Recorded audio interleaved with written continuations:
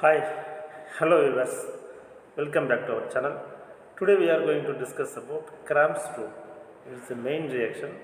It's one of the reactions in the organic chemistry. I am ready to discuss about Cram's rule with this type of chemistry channel viewers. Okay. Before that, if you are new onto this channel, please subscribe. Our regular viewers means after end of the video, please share to others. Okay, thank you once again. I welcome to the channel viewers. Cram's rule. What is the Cram's rule? Cram's rule is a nucleophilic addition. It's a one type of nucleophilic addition with chiral carbon. See, we can write one example. See here this molecule. I am taking this example. See this carbon, this is one of the carbonyl compound. This carbon having 4 valency. One is sigma bond, that is another carbon attached here.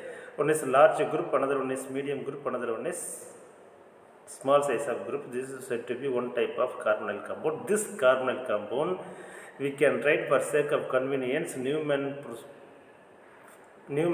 formula. So Newman configuration. So the Newman configuration, the large group perpendicular to the carbonyl group. For sake of convenience, we can write like this and or like this. So the large group perpendicular to the carbonyl carbon. So we can write because why we are writing like this means, yes, I already told this is one type of nucleophilic substitution reaction. How the nucleophile attacks the carbon from which side? Thereby I am writing on large group, on medium group, on small group. Okay. Now I want to explain. Very easy. Now we will see one example for Cram's rule open chain model. Now we will see one Cram's rule example for open chain model. This is the first carbonyl carbon, and the substituent attached are. The second carbon attached one medium size group, one small size group, one large size group. Okay, when attacking of the nucleophile from the small size, so listen, in between large group and medium group some hindrance there. Large group and medium group, between this position some hindrance there.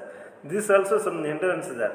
But when compared to both side of the hindrance, this side have more hindrance, this side have less hindrance.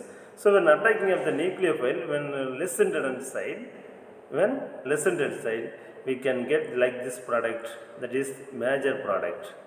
So when attacking nucleophile, the carbonyl carbon in the less hindrance side, we can get the major product. Or otherwise, when attacking nucleophile more hindrance position, we can get minor product.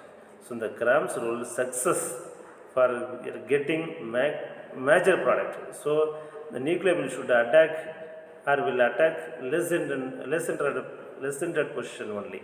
Okay. Then we will see next example. For example, 3-phenyl-2-butanone. 3-phenyl-2-butanone when treated with lithium aluminum hydride, when attacking the external nucleophile, when attacking the less hindered side, we can get 3O product 70%. 3O product 70%. At the same time, 2-phenylpropanol treated with methyl magnesium iodide are said to be Grignard agent, we can get erythro product 67%. So the external nucleophile attacking the less hindered side, we can get the maximum value of product, the maximum product, the major product we can get. When attacking nucleophile, it's the carbonyl carbon less hindered side. This is a very important in the Cram's rule. If suppose we attack, when the nucleophile attacks the more hindrance side like this, we can get only minor product. See here, when attacking more hindrance position the nucleophile, we can get minor product only. But in the case of less hindered position, we can get major product. So we will see next second example. The Cram's rule cyclic mode, when treated with alkyl lithium or methyl lithium with this compound, give cyclic intermediate. This cyclic intermediate coordinate to form 5-member ring. We can see the lithium coordinates with the oxygen and hydroxy functional group. So we can get 5-membered ring and coordinate, double coordinated form. So we can get meso product 92% when attacking less ended position. When attacking less ended position with the help of 5-membered ring, lithium double bond coordinate, double coordinate to form. So this intermediate is very important. This model is Cram's cyclic model. Then we can see Cram's dipolar model. So sodium borohydride treated with this compound, we can get dipolar intermediate. See, this is the minus charge, here is a positive charge. This is dipolar intermediate. This dipolar intermediate gives this type of product. This product having major product, the dipole of the carbonyl and the CX bond opposite each other, so they are placed anti in the dipolar. This is a very important. See, in this case, in the Cram's rule, very important. Here see, the first group, the first carbon having one nucleophile, one hydroxy functional group, one R group. The second carbon having major group, small group, large group. The R and L to each other opposite side. See, you can get structure will be like this, opposite side of the L and R. Here are the same. So we have to very carefully listen here.